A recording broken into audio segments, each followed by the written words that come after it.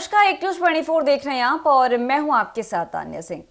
देखिए, बिहार की राजनीति में समय हलचल मची हुई है। आरजेडी यानी कि राष्ट्रीय जनता दल जहां दावा कर रही है कि जदयू यानी जनता दल यूनाइटेड में 12 में से 9 लोकसभा सांसद बीजेपी यानी कि भारतीय जनता पार्टी के खेमे में जा चुके हैं, वहीं महागठबंधन की एकता पर भी सवाल खड़े हो रहे हैं।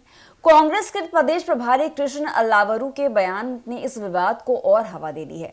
उन्होंने स्पष्ट रूप से कहा है कि कांग्रेस इस बार बिहार की जनता की ए टीम बनकर काम करना चाहती है और आने वाले विधानसभा चुनाव में एक मजबूत संगठन के रूप में उभरने की तैयारी में है।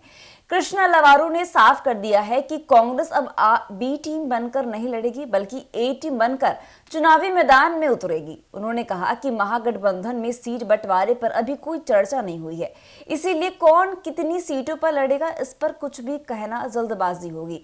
हालांकि उनके इस बयान से यह सवाल उठने लगे हैं कि क्या महागठबंधन में सब कुछ ठीक नहीं है? क्या आरजेडी से गठबंधन की राजनीति संभल नहीं रही है? क्या कृष्ण अल्लावरू ने बिहार की नीतीश सरकार पर भी जमकर हमला बोला है? उन्होंने कहा है कि नीतीश कुमार की सरकार अब पूरी तरह खट्टारा हो चुकी है। बीते 20 सालों में राज्यों में कोई ठोस विकास कार्य नहीं हुआ। उन्होंने सवाल उठाया है कि अगर मुख्यमंत्री जनता से वोट मांगने जा रहे हैं तो उन्हें यह भी बताना चाहिए कि उन्होंने अपने कार्यकाल में क्या ठोस काम किए हैं। बिहार में कांग्रेस लगातार आरजेडी पर ज्यादा सीटों की मांग को लेकर दबाव बना रही है। 2020 के विधानसभा चुनाव में कांग्रेस को महागठबंधन के तहत 70 सीटें मिली थी, लेकिन पार्टी सिर्फ 19 सीटों पर ही जीत दर्ज कर पाई थी।